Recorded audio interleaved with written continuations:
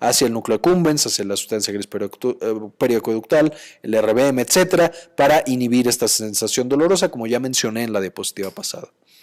Y entonces, si nosotros nos ponemos a investigar todos los neurotransmisores que están implicados en las vías analgésicas descendentes y vemos también los implicados en el efecto placebo, vemos que se van pareciendo bastante. De manera que pareciera que el efecto placebo lo que hace es que secuestra a través de nuestras expectativas y el condicionamiento estos mecanismos endógenos y los utiliza cuando nosotros lo necesitamos para bloquear la transmisión del dolor. Entonces tenemos en ambos opioides endógenos, ya mencionamos endorfinas, dinorfinas, etc. La dopamina, muy importante, la oxitocina, secretada por el hipotálamo y por otras estructuras, los cannabinoides, GABA, que aquí también debería estar, está en ambos, noradrenalina y serotonina, que este es un poco dudoso, luego lo vamos a ver en otra clase. Ahora, pasando un poquito a otro tema, ya vimos que el efecto placebo en la analgesia secuestra los mecanismos endógenos analgésicos y los utiliza cuando nosotros creemos que van a funcionar o cuando estamos condicionados a que deben de funcionar con ciertos sabores o ciertas circunstancias. Pero ¿qué se ha visto en otros trastornos? Por ejemplo, en trastornos motores también ha sido muy característico y muy novedoso este efecto placebo. Me voy a enfocar específicamente en el mal de Parkinson. El mal de Parkinson es básicamente cuando nosotros queremos ejercer o movernos, necesitamos que se active la corteza frontal del movimiento. Entonces, todo lo que nosotros queremos mover tiene que venir de la corteza frontal. Pero para que la corteza frontal pueda moverse, los ganglios basales tienen que decirle, sí, aprobamos que te muevas, muévete. Si no hay esta aprobación, si no hay esta comunicación entre la corteza y los ganglios basales, voy a simplificarlo de manera extrema, vamos a suponer que solamente sea una secreción de dopamina. Entonces, cuando los ganglios basales le secretan dopamina a la corteza, le dicen, ¿sabes qué? Sí, muévete, ve y agarra esa cuchara, ve y camina, ve y toca el piano, ve y haz lo que tú quieras. Y entonces la persona, el paciente, se puede mover. Una persona que tiene mal de Parkinson ya no funcionan sus ganglios basales. De nuevo, estoy simplificando de manera extrema. De manera que ya no hay una secreción de dopamina y el paciente ya no tiene un movimiento adecuado. ¿Qué es lo que va a presentar entonces? Pues bastante rigidez, este temblor que es muy famoso, la cara ya va a ser inexpresiva porque no puede mover los músculos de la cara. Y básicamente es porque estos ganglios basales ya no secretan dopamina y ya no funcionan para nada. Entonces, una terapia que usamos bastante es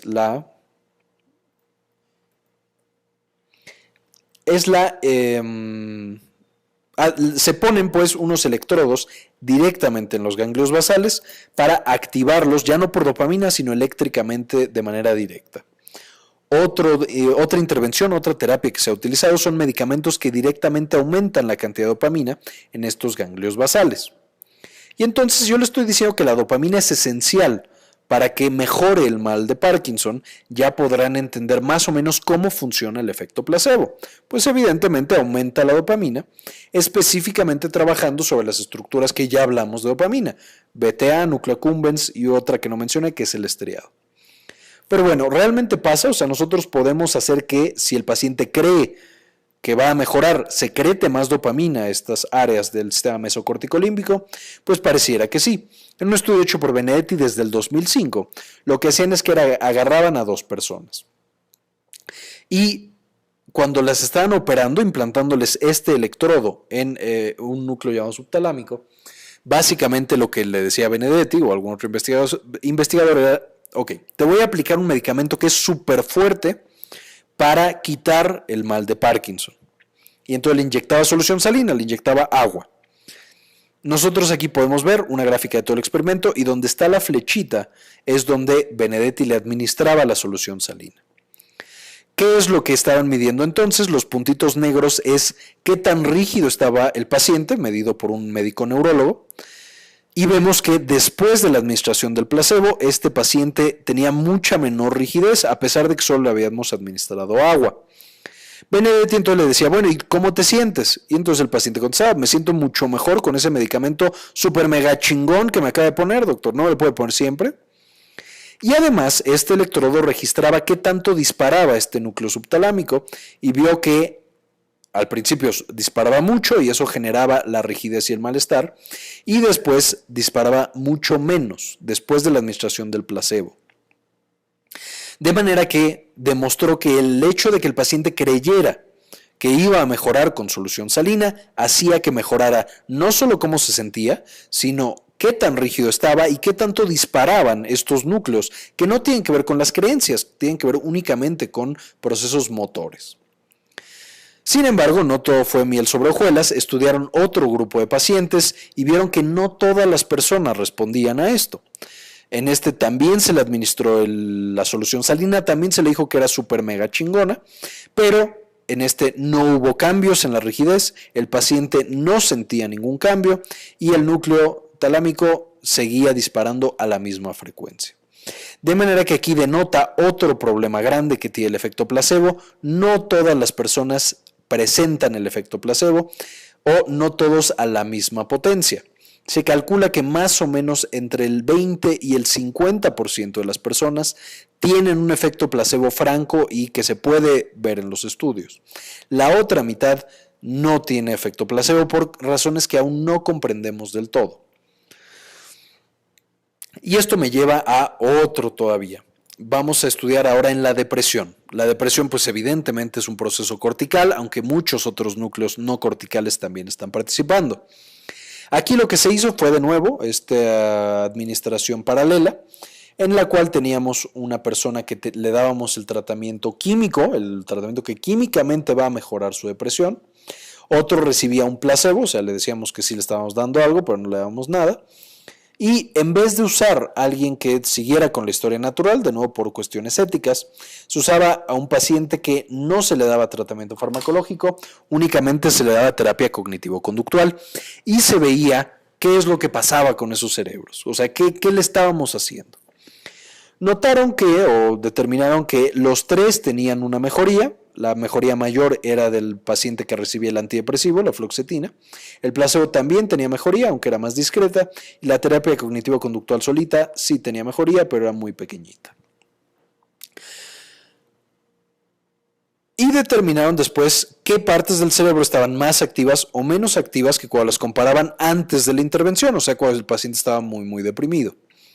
Básicamente determinaron que los pacientes que tenían una buena respuesta al antidepresivo tenían una mayor actividad de una parte que ya mencioné, que es el cíngulo posterior, disminuía la corteza cingular anterior y aumentaba de manera muy importante la actividad de la corteza prefrontal.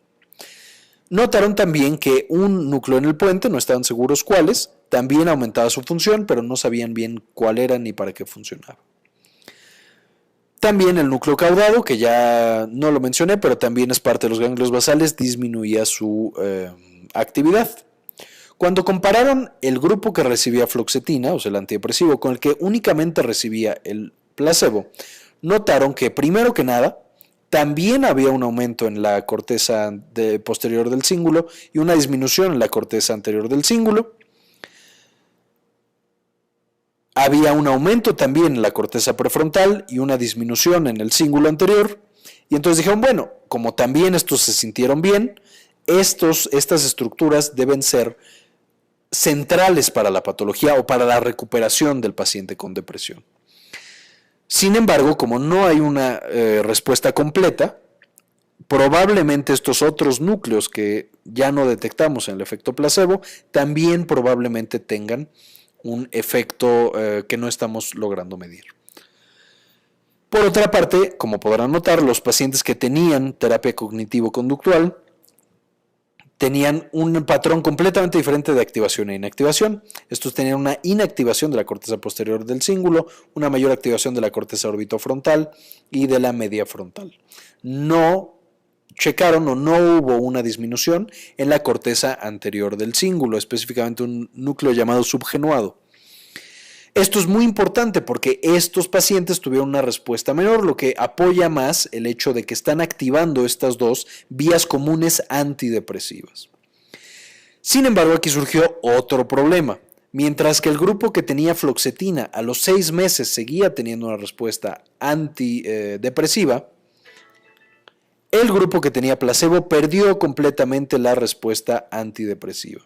De manera que es otra limitación importante del placebo. El efecto placebo no sabemos bien por qué, pero normalmente tiene una extinción rápida. O sea, no podemos hacer que un paciente tenga placebo por demasiado tiempo porque se apaga o se acaba ese efecto. Y por último, mencionando otros estudios interesantes en los cuales hemos visto este efecto placebo, tenemos uno que personalmente me gusta bastante. Aquí lo que hacían era específicamente estudiar la activación del sistema inmune. No usaban a niñitas, de hecho usaban a estudiantes de medicina, pero ya sufren suficiente, ya no quise ponerlos en esta presentación.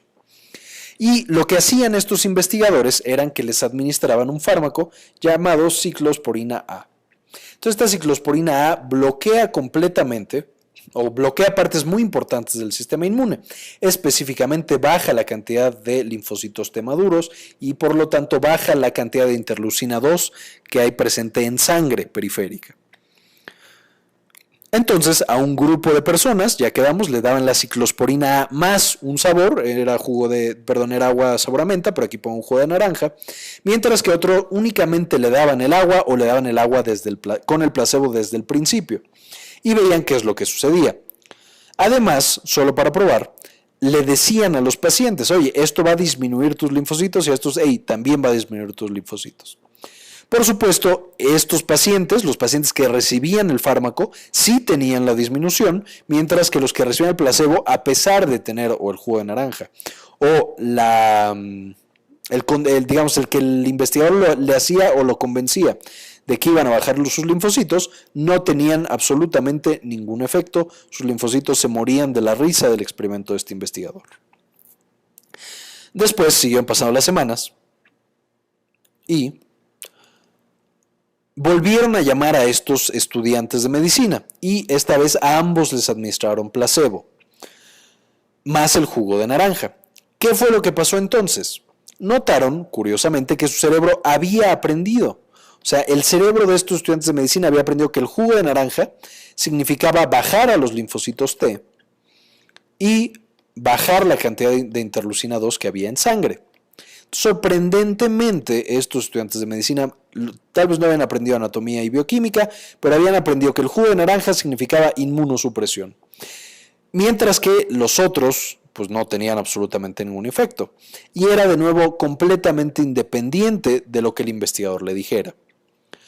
Esto es muy importante, de hecho incluso se investigó en ratas, se hizo exactamente el mismo experimento pero en ratas, y lograron que la rata únicamente tomando el sabor que habían condicionado a la ciclosporina, que era agua de menta, lograra no hacer un rechazo de órgano hasta por 100 días. O sea, le pusieron un corazón que no era suyo. Y el sistema inmune no solo no se prendió, sino que no le hizo absolutamente nada a ese corazón por 100 días, lo cual tiene implicaciones inmensas para la inmunosupresión.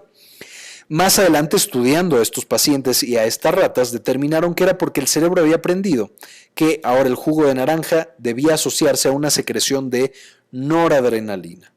Noradrenalina específicamente al vaso de estos pacientes, que es donde están todos estos linfocitos T. Y vieron que cuando la noradrenalina, que el hipotálamo había decidido secretar porque se había condicionado, llegaba a estos linfocitos T, apagaba la función de los linfocitos T y ya no secretaban todas estas sustancias proinflamatorias. De manera que ellos implicaron este nuevo neurotransmisor en el efecto placebo, específicamente al condicionamiento con inmunosupresión. Increíble, a mí me parece súper padre eso.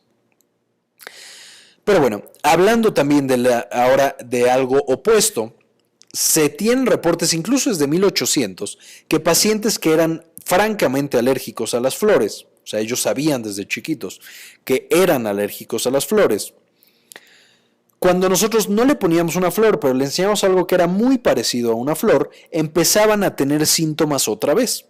Y no solamente tenían síntomas como que estornudaban y les goteaba la nariz, sino que al medirle, ya que se pudo medir, en 1800 no se podía, pero después sí se podía, al medirles la sangre vieron que tenían aumento en la cantidad de histamina que había en su sangre, uno de los principales marcadores de una reacción alérgica.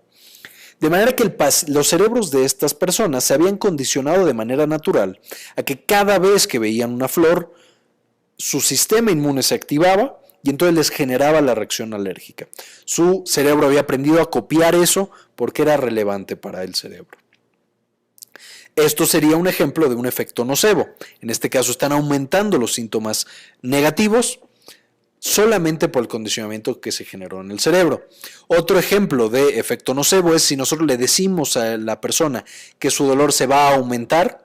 Se ha demostrado que sí aumenta el dolor y que aumenta debido a que se secreta una sustancia, es entre neurotransmisor y hormona, que se llama colecistoquinina, que bloquea a los opioides endógenos. De manera que directamente podemos hacerle creer a un paciente que le va a doler algo más. El cerebro empieza a secretar esta sustancia, bloquea las vías analgésicas de dolor y entonces empieza efectivamente a tener más dolor.